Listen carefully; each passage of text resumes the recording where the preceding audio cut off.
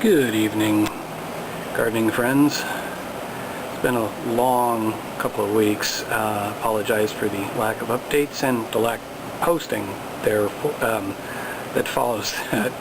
Forgive me, I'm kind of falling over myself. I'm really tired, but I figured it's time for an update and I'm going to try and do this. It is now June the 16th and a little past 5:30. In fact, it's 5:32 right now. At least on one particular clock, and that clock at 5:27, at that particular point in time I put water up in that little tank up there. It's a former ice cream container. Anyway, so what I've done, let's see if I can actually step up here and give you a better view, is I've got a tube running from that and coming down. It actually kind of loops into the cage for the tomato there, but then it works its way down, and so now I have one feeder into each one of the 8 containers in the big planter.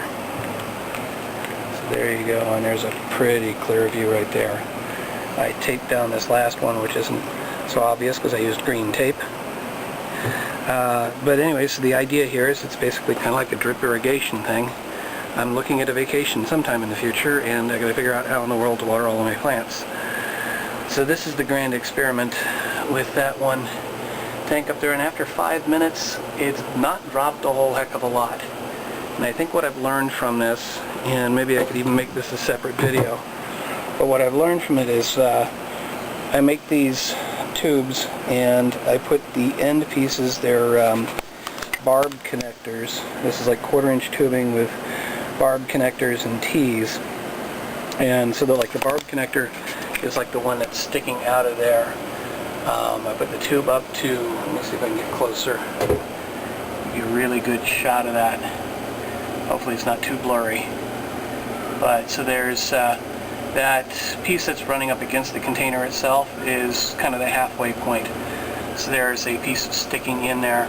I chose to put it at near the bottom on the side instead of out the bottom, because the barb connector itself takes up some room. So it's kind of like putting a straw in a squirt bottle. You got to get the straw all the way down to the bottom if you want to be able to squirt out the stuff from the bottom. So sort of the same principle but opposite. Anyway, so that's what's going on there. Let me try and slowly step down so it's not too sudden for you. The middle, oop, I forgot to water this one today. The middle medium planter, actually that's not looking too good right there. That one, kabocha squash, so hopefully the one that's way up there, if it hasn't been eaten off yet, there's one that was up here. Oh, there it is, good. It's buried in the back there. Hope you can see that. Anyway, that's how that's doing. Lots of plants along here. I'm starting to label. I'm going to have to sit down with all my videos and figure out some of the dates I planted some of these.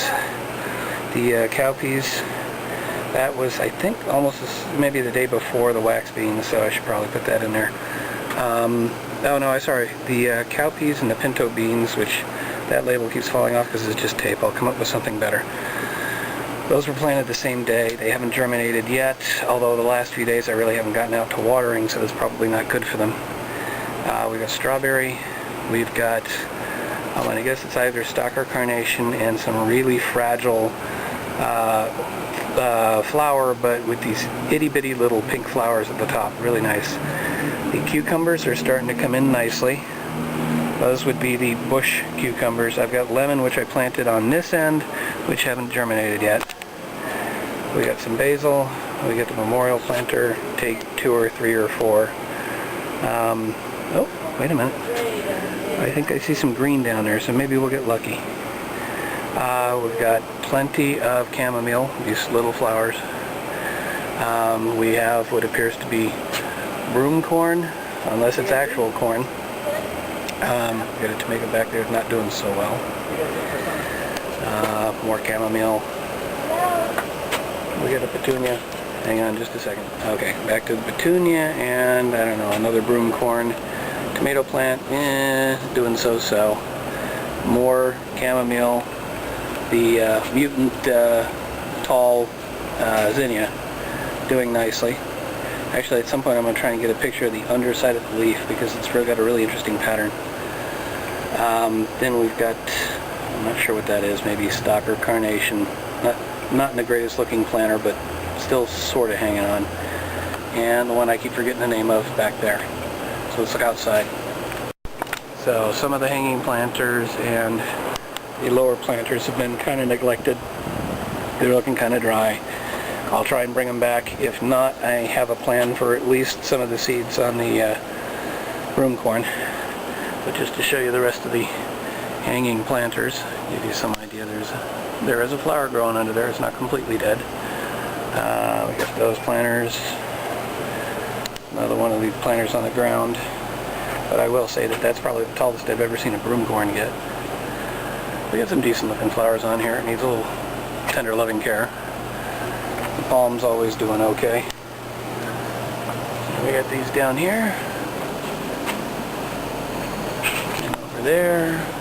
Oh, and the bird feeder, which the birds don't seem to be too interested in, probably because it's on the ground. We'll see about updating that. And we've got these. And I love these sort of pinkish red saucer-like flowers. I have no idea what they were. If somebody wants to tell me, I'd like to go get seeds for those. Plant more of them. We got that planter. We got a lizard. You gonna move, buddy? You're gonna stand still on video. I guess that answers that one. And then we got the other two around here, which have tomatoes growing in the bottom, which are doing quite nicely. So we got that one, and that one. And we got some more of the delicate flowers up in that one. And not a whole lot up there.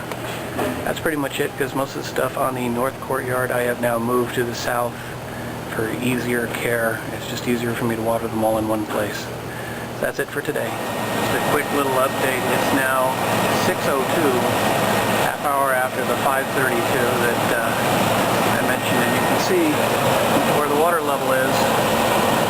And I'll have to do a video, which I'll probably link right about here, on how I built this. I mean, because it's actually working. Alright folks, it's 6:32. It's been an hour and 5 minutes since I put water about to the top of that bucket, and that's, what, 6 quarts, I think? So, it seems to be working nicely. Okay folks, it's 7:15. I forgot to check at 7:02. It's completely empty. There's water underneath. So maybe it was the air conditioner that just kind of shook it, because it's sitting on top of the air conditioner. So I may have to figure out a better place to actually place that whole bucket or build something. That's another part of the whole thing. I'll figure it out. But it emptied out rather quickly, I guess. We'll have to do more tests. Okay folks, it's now Sunday the 17th, June 17th, at about 8:30. Or a little past 8:30. I actually filled this up at about 7:30 this morning, kind of figuring the air conditioner is not going to run this early in the day. So I don't know if it was something that shook loose last night, but after an hour it's only come down. I don't know how well you can see, but there's kind of a lip towards the top there. There's sort of two sections. Let me sort of see if I can sort of point it out. Right up here. Right along there's a lip, and that's probably about where it was, maybe a little higher when it was full. So this is all that's come down in about an hour. So that's the test result for now, and I think what I'm about to do is create a little video on what I did.